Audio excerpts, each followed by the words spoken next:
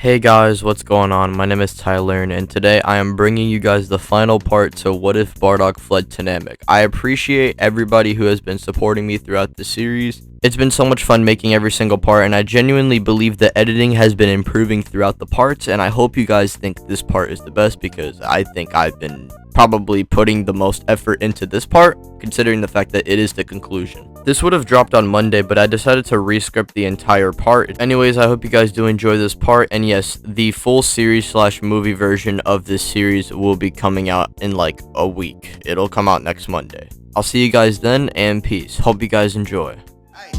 Hey, collecting rings like I'm Sonic. Bitches wanna party.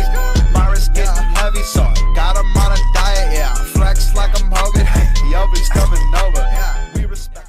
Cold is dead and the universe once again is saved by the Saiyans. Now shortly after this, the Universe 6 arc is still set up the same as in canon, with this time Bardock replacing Boo and Nail replacing Piccolo, which are good trade-offs because Nail and Bardock are a lot stronger than the guys they are replacing by this point. Goku and Vegeta use the time chamber, and the tourney begins with Goku still going up first. He beats up Otamo but still loses to Frost due to the poison, and following up would be our Namekian warrior, who doesn't get poisoned and doesn't rely on a special technique to beat Frost. Remember, this Namekian is far stronger than the one who fought Frost canonically, and so Nail casually would show off levels that even Final Form Frost couldn't even keep up with, and then falls, but not without Nail catching Frost trying to specifically attack with this one hand, and then exposing Frost in front of the crowd for being a rat. So he not only beats up Frost, he also humiliates him. After this, Vegeta steps in, which would prove to be much more difficult for Nail in comparison to Frost, but Nail would just go into his full powered state and would also discover Vegeta's weakness simultaneously, so not only does he overwhelm him in terms of power, he also uses Vegeta's weakness when he figures it out to his advantage. That way he can save up some stamina for the next fight, and so Vegeta would then be eliminated. Kaba would then step in next, and base to base Nail and Kaba are actually going at it, with Nail then using his ultimate form to overwhelm Kaba. Before Kaba gets eliminated, he would ask Nail if he has any idea on how to transform into the Super Saiyan transformation or whatever that golden haired form is, and this would shock the Universe 7 Saiyans because they thought he could go Super Saiyan.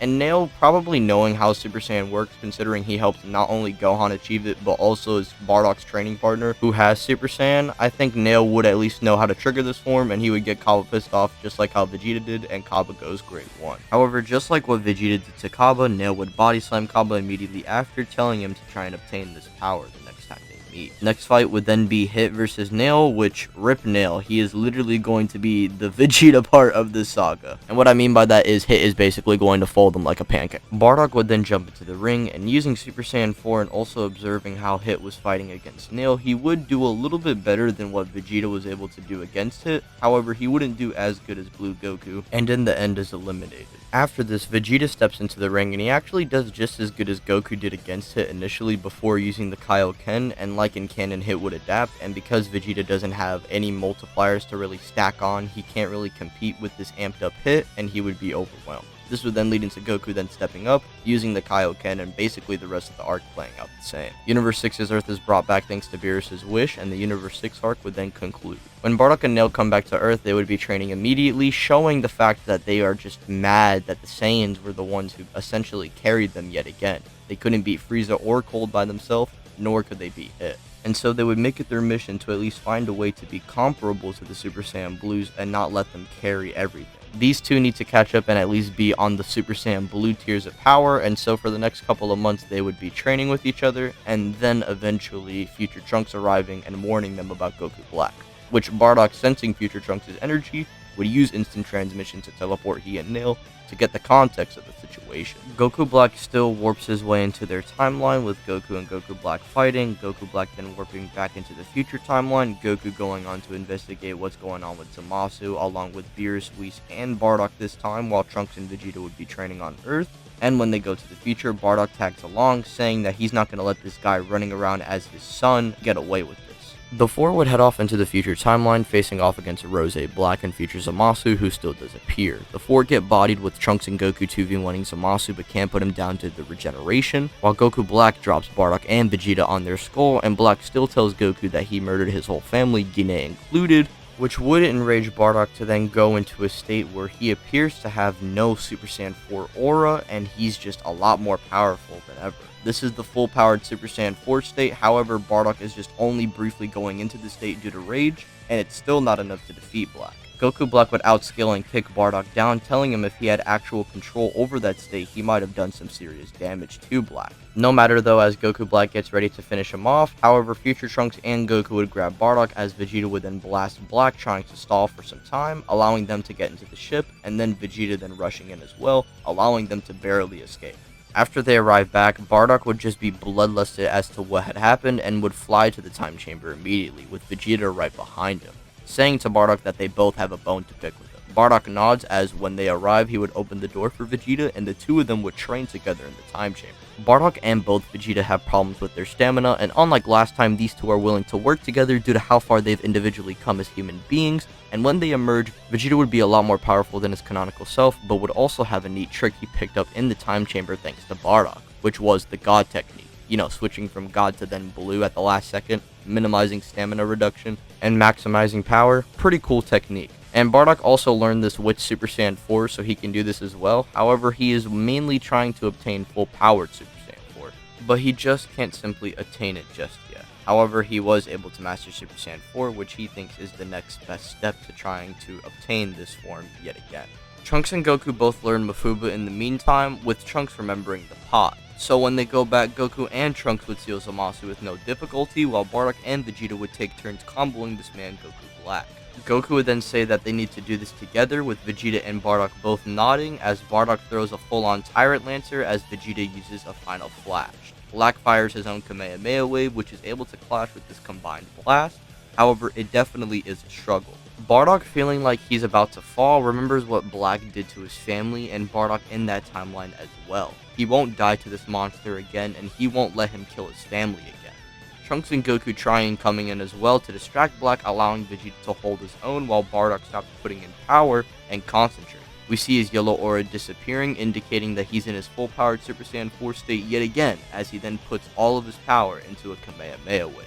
However, we see this attack being red and Bardock taking a good 10 seconds to charge it, with the power of the beam multiplying by the second. Bardock then screams out times 10 Kamehameha as the beam then combines with Vegeta's final flash, making the attack far more powerful than Black would have anticipated, and Black's attack would then be consumed by the combined blast, and he as well would be consumed. Black is vaporized, and no fused Zamasu equals no future being erased, meaning a good ending for the Future Trunks arc. And I think just like in the ending of the Future Trunks arc, Gohan would have been shown training in the background after ROF like in canon, showing that Gohan is on his grind. I think he would have approached Nail during the Black arc, which gives Nail the idea to train him in the world of the Kais. Gohan wasn't strong enough, and because of that, he wants to have a balance for the sake of bettering the safety of his wife and kid. After Trunks and Mai go back, Bardock would be told to sit down with Guinea, which scares him initially because he thought he was in trouble, but Guinea then reveals that it's actually good news. She would then reveal that she's pregnant. Bardock would be speechless, genuinely not knowing what to say, but we see how Bardock is having clearly happy thoughts as he then goes to hug his wife. They revealed the news to the rest of the Sun family, and that's how the Black arc concludes. Time would pass and the Tournament of Power is still set up just like in canon, with Bardock replacing Buu this time and slamming Basil, and Gohan and Goku's matches would be similar to in canon. And so for the Recruitment Saga, things are very similar to in canon. It's just that Nail is going to be helping out Gohan during this time, like how Piccolo did with Gohan right before the tournament started. And things would balance out here because Gohan would be weaker than his canonical self, probably not being on the Super Saiyan Blue tier, but would be above the Super Saiyan God still. However, Nail is a lot more powerful than the canon version of Piccolo, and essentially being the ultimate Gohan equivalent of this duo. What I mean is overall, our Namekian Half Saiyan duo for Universe 7 is a lot more powerful than our canon duo. And as for Frieza, well, Frieza isn't going to be revived here because Bardock is actually going to be filling up the last spot. And if you guys are going to be like, oh, what about Android 16? What about Android 16? He's an android, meaning he can't really get stronger throughout training. Remember, he's full android, like no human parts at all, meaning he's just programmed to be at that specific level of power. So at best, he's like imperfect cell tier, which means even the humans are surpassing this man. 16 is just going to look over 17's island, which basically allows Goku to get 17 to join the team a lot easier. And instead of Frieza being recruited, it would be Goku and Bardock deciding to have a spar before they actually go off into the world of Void, with Bardock and Goku going through the transformations and eventually Bardock reaching Super Saiyan 4 and Goku would reach Super Saiyan God. Bardock would show that he's actually stronger than God Goku, which would force him into blue. However, Bardock would then be forced into using full power Super Saiyan 4, which he reveals he's actually been getting used to over the course of training after the Goku Black Arc.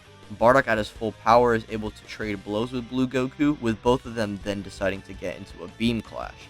However, lucky for Bardock, he manages to get the times 10 Kamehameha off, forcing Goku to then use his own times 10 Kamehameha, the Kaioken times 10 Kamehameha. At this point, both of them would just be evenly matched with both beams just going back and forth. However, at that point, Goku would stop putting power into the beam and would push back last second to jump up into the air, saying times 20. Bardock puts in all the ki he's got into this blast, which would almost tag Goku. However, lucky for Goku, he barely just missed the blast, and in his times 20 state would blitz towards wherever Bardock is, and would land a solid blow to the face. Bardock is slumped, but Bardock is proud he was able to push his son to such limits, and so he is satisfied. And so Universe 7 would then get ready to leave off to the world of Void. However, Guinea would say some last words to Bardock while holding a baby girl. Guinea would then say to Bardock to be home by dinner, as he and Supina, their baby girl, are going to be eating their favorite food tonight. Bardock would then smile, giving her and Supina a last hug before then heading off into the world of Void. Also, if you didn't catch on yet, yeah, Guinea and Bardock had a baby girl, and her name is Supina. And now it's Tournament of Power time. We start off with the tournament initially starting similar to in canon, with Goku being jumped by Universe 9, but this time Bardock actually intervenes and the father-son duo take out everyone in Universe 9 just like how Goku and Vegeta were able to in canon. And technically here, when the trio Do Dangers fires off their combined attack, this would be the first ever father-son Kamehameha being fired off, which would eliminate Universe 9. Now, due to no Frost and Frieza teaming up, Frost never tries to sneak attack Krillin, but rather attempts to fight Nail to try and get revenge, with Botamo and Vegeta helping him. However, what's bad for them is the fact that Nail is so much more powerful, and he has Gohan backing him up. Also, due to Nail being stronger, the circle that Universe 7 forms initially is probably still intact. Meaning, not only Gohan and Nail are fighting, but also Roshi, Tien, etc.